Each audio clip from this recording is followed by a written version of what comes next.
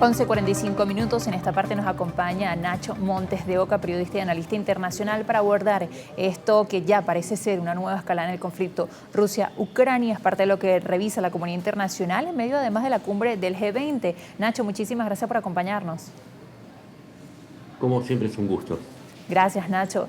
Bueno, ya sucedió lo que se esperaba en el sentido de que se filtró la información, aparentemente, con respecto al posible uso de los misiles fabricados por Estados Unidos en el conflicto Rusia-Ucrania.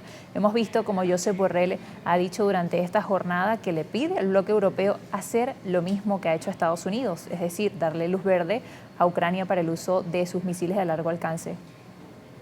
Así es, de hecho, con esta autorización debería venir también la misma para que los misiles que entregaron tanto Francia como Gran Bretaña, es el mismo misil, en Francia se llama el Scalp y en Gran Bretaña el Storm Shadow, necesitan un permiso de Estados Unidos para ser usados por Ucrania. Se espera que también se habilite esta opción.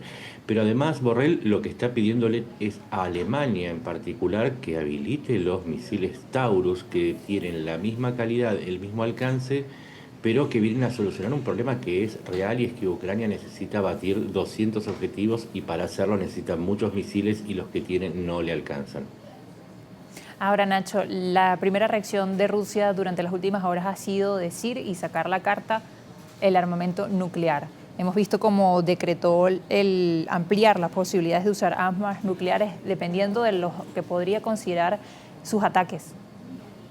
En realidad esa modificación, es decir, la utilización de armas nucleares en caso de ataques convencionales, es de junio de 2020. Lo que hace ahora Rusia es sacar un decreto que vuelve a decir lo mismo, pero también tiene un sentido de propaganda y una motivación política. En sí, la regulación no ha cambiado en nada, pero sí Rusia advierte desde una impotencia de saber que fue atacado en Briansk y que no tiene forma de defenderse ahora que Ucrania logró el permiso de los Estados Unidos.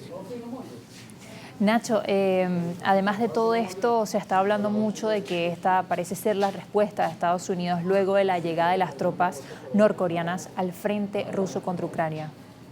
Exactamente, porque lo que está pasando es que Putin impone condiciones permanentemente, pero lo mismo que pide no lo cumple. Es decir, cuando Macron dijo que tenía la idea de enviar técnicos para operar, por ejemplo, las baterías antiaéreas en Ucrania, para liberar soldados para el frente, para combatir contra Rusia, Putin amenazó con las armas nucleares. Y lo mismo sucedió con las armas de largo alcance. Pero ¿qué es lo que sucede?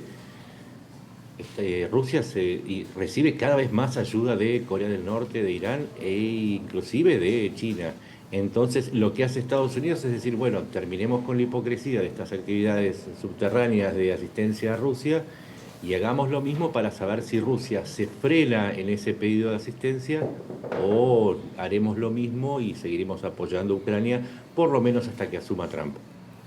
Nacho, nos hablaba de las condiciones que impone Rusia en estas negociaciones. ¿Cómo podríamos explicarle a la audiencia cuáles son estas condiciones y además qué tiene que ver este nuevo escenario con la reciente visita de Zelensky por Europa, incluso en Estados Unidos, donde se reunió tanto con Biden como con Trump? Recordemos que eso fue antes de las elecciones de Estados Unidos y eso fue llamado como una gira express.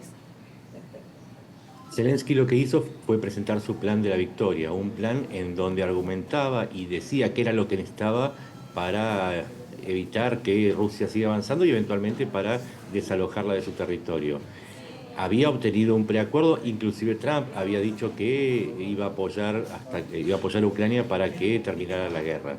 Ahora bien, la respuesta de Putin frente a esto, que era un plan de Trump que a su vez le respondía a Zelensky, pero también le proponía a Putin, era congelar la línea del frente donde estuviesen los dos oponentes y a partir de ahí hablar de conversaciones de paz y decir que Ucrania no entraría, por ejemplo, a la OTAN en 20 años. Ahora bien, la respuesta de Putin fue tajante.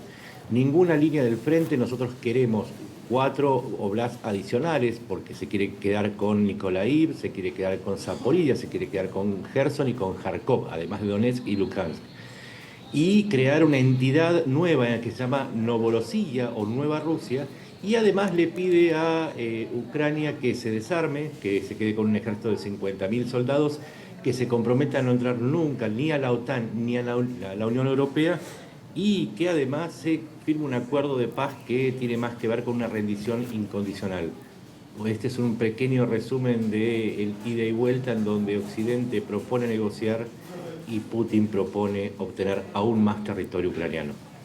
Ahora se crea una nueva incertidumbre. Hemos visto cómo a través de las redes distintos analistas temen que ya esto sea oficialmente una escalada donde veamos involucrados a otros, digamos, tanto aliados de Occidente como por parte de Rusia. Sin embargo, es algo que ya hemos visto desde hace algunas semanas, desde algunos meses, tanto el apoyo de Occidente a Ucrania como los apoyos, el más reciente de Corea del Norte a Rusia.